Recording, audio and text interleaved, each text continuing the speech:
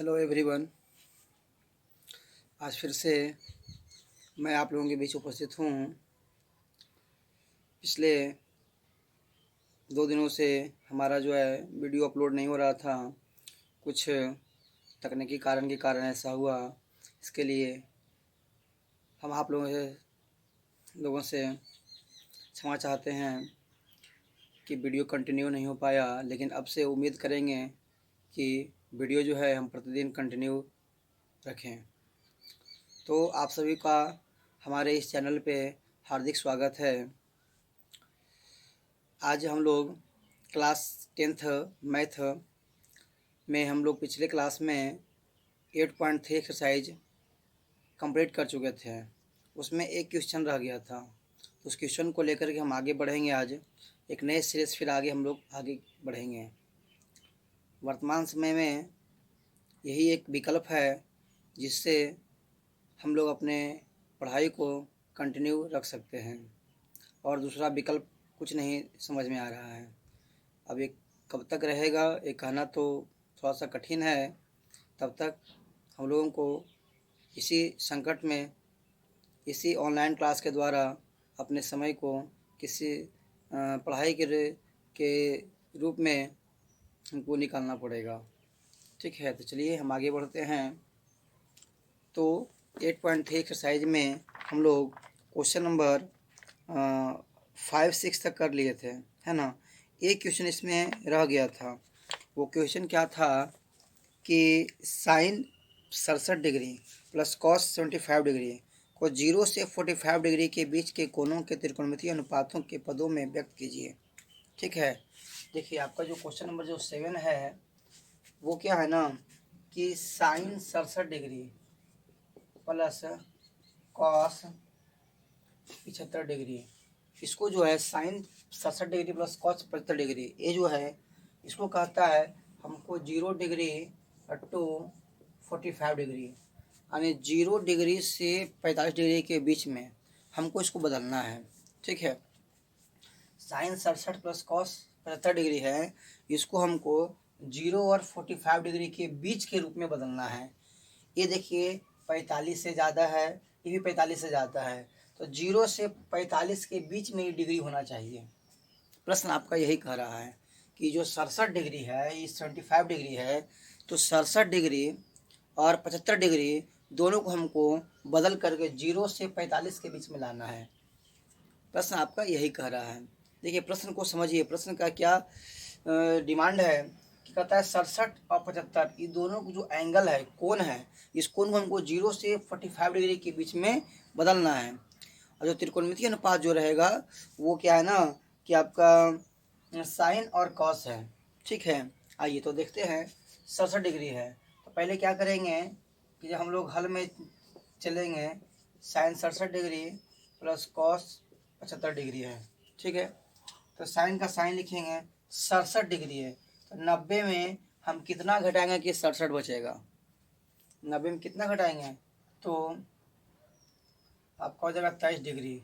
90 में यदि आप 23 घटाते हैं तो 9 में 3 गया 7, 8 में 2 ये 6, प्लस ये कॉस का कॉस 75 डिग्री है, तो 75 डिग्री के लिए हमको क्या करना पड़ेगा कि यहाँ पे 90 डिग्री और माइनस 25 डिग्री। 90 में यदि 25 घटाते हैं तब जाके हमारे पास 75 बचता है।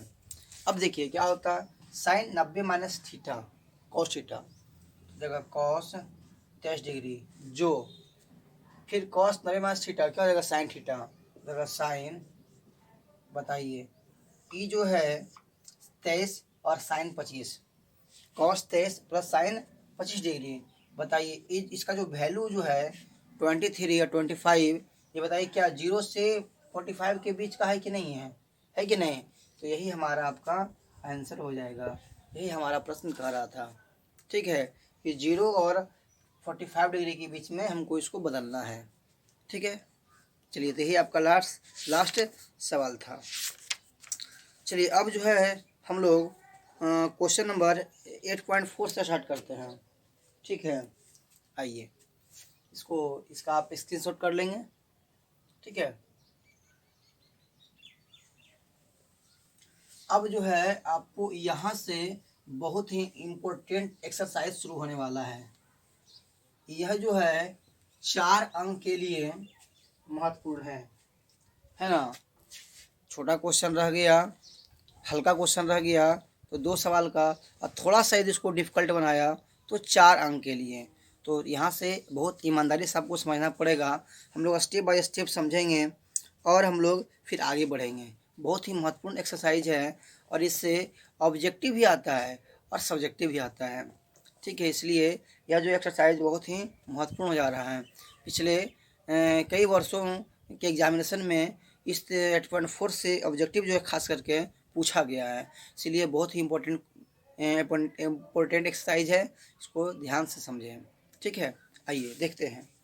सबसे पहले क्या कहता है कि 8.4 एक्सरसाइज 8.4, ठीक है, क्या कहता है, त्रिकोणमितीय अनुपातों साइन सेक टैन को कॉट ए के पदों में व्यक्त कीजिए।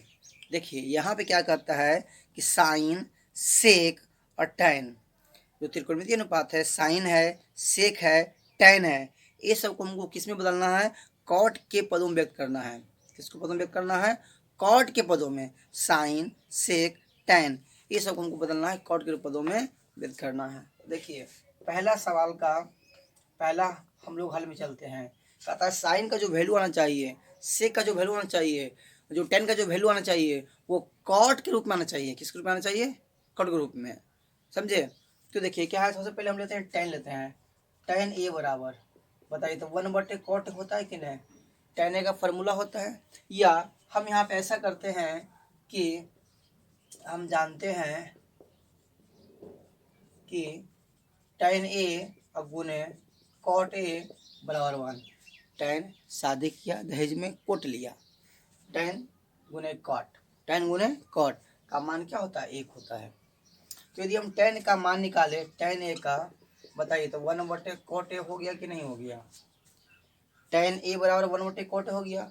बताइए टैन टैन का मान कॉट के रूप में हुआ कि नहीं हुआ, हुआ कि नहीं।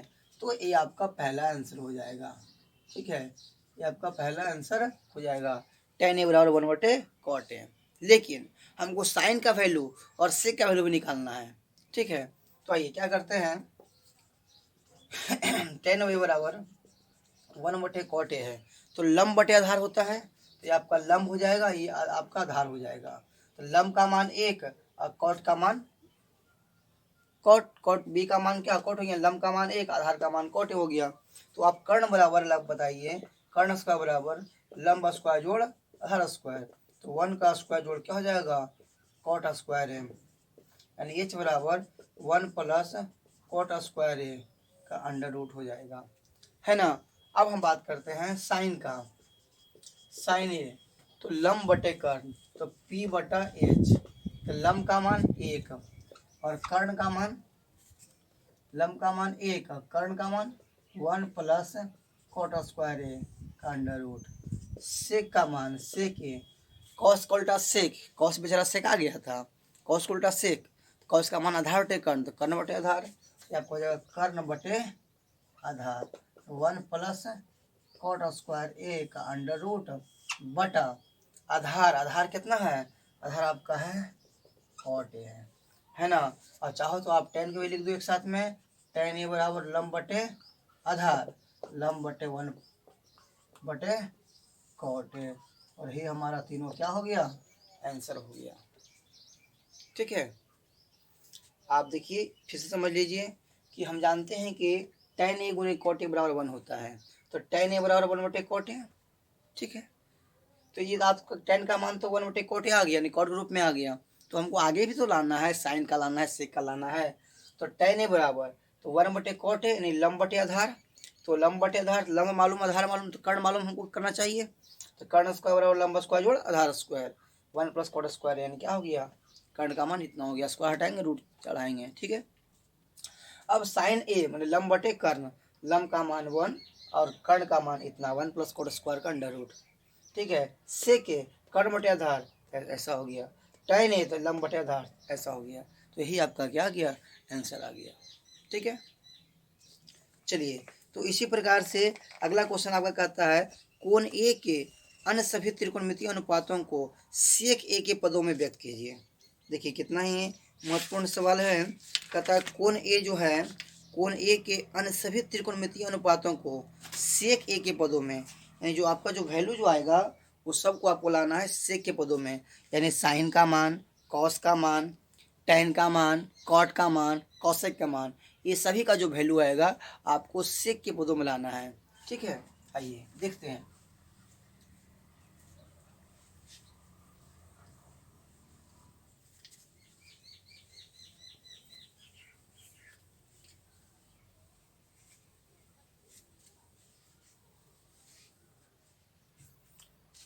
आइए देखते हैं दूसरा क्वेश्चन। कहता है सेक के पदों में। आइए पहले ध्यान दीजिए, सेक तो कॉस गुने सेक, कॉस का उल्टा सेक होता है और दोनों का गुणनफल एक होता है। तो हम यहाँ पे लिख सकते हैं कि हम जानते हैं कि क्या जानते हैं भाई, तो कॉस ए और इंटू सेक के बराबर 1। बताइए कॉस बेचारा सेका गया था, कॉस गुने सेक, तो कॉस गुने सेक का मान क्या एक हो जाएगा। तो यदि हम कॉस का वैल्यू निकालें यहाँ पे, तो कॉस ए का जो वैल्यू निकालेंगे तो 1/सेक हो जाएगा। कॉस का वैल्यू क्या 1/सेक है, चूंकि कॉस का वैल्यू इन्हें भेजेंगे तो 1/सेक हो जाएगा। अब क्या होता है, आधार बटे कर्ण होता है। कॉस का मतलब क्या होता है, आधार बटे कर्ण। तो ऐसा करते हैं, यहाँ लिख देते हैं कर्ण स्क्वायर बराबर लंब स्क्वायर जोड़ आधार स्क्वायर। तो हमको लंब का मान निकालना है। ऐसे आप पुट कीजिए, कर्ण का मान सेक, तो सेक का स्क्वायर ये हो जाएगा, पी स्क्वायर ऐसे रहेगा, 1 का स्क्वायर रहेगा। चाहो तो इधर ले आओ, सेक स्क्वायर है -1 बराबर पी स्क्वायर, यानी सेक स्क्वायर है -1 का अंडर रूट बराबर क्या हो गया लंब, यानी स्क्वायर हटाएंगे रूट चढ़ाएंगे, लंब बराबर आपका आ गया सेक स्क्वायर ए -1 का अंडर रूट, ये आ गया। ठीक है, अब आप आसानी से सबका वैल्यू निकाल सकते हैं। देखिए निकालते हैं साइन ए का, तो लंब बटे कर्ण, लंब बटे कर्ण, तो लंब का मान कितना हो गया एक, सॉरी लंब का मान इतना हो गया सेक स्क्वायर ए -1 और बटा कर्ण का मान क्या हो गया सेक ए, साइन कॉस, तो कॉस तो भाई मेरा ये क्या पे आधार बटे कर्ण, तो 1/सेक ये तो आ ही गया। टेन लंब बटे आधार, लंब का मान सेक स्क्वायर ए -1 बटा आधार का मान कितना, तो आधार का मान भाई एक हो गया।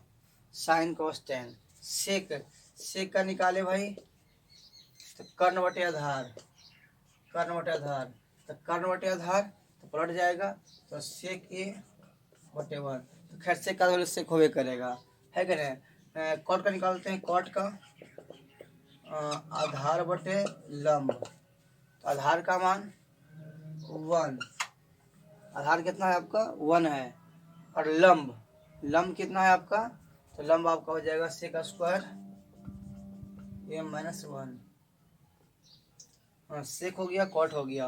अब ये किसका निकालेंगे, कॉसेक के, तो क्या हो जाएगा आपका कर्ण बटे लंब हो जाएगा, कर्ण बटे लंब, तो कर्ण का वैल्यू कितना है भाई, तो सेक है, और लंब का कितना आ गया सेक स्क्वायर ए -1, तो यही आपका क्या आ गया आंसर आ गया। लगता है मेरा इंक जो है ख़त्म हो गया है ना, थोड़ा सा दिखने में आप लोग को परेशानी होगा, तो हम क्या करते हैं ना कि यहीं तक रहने देते हैं। ठीक है, अब हम इंक का पहले ये कर लेते हैं, इंक इसमें भर लेते हैं, इसके बाद फिर अगले वीडियो तैयार करेंगे। ठीक है, तब तक के लिए धन्यवाद, फिर हम और आगे बढ़ेंगे आगे अगले वीडियो में।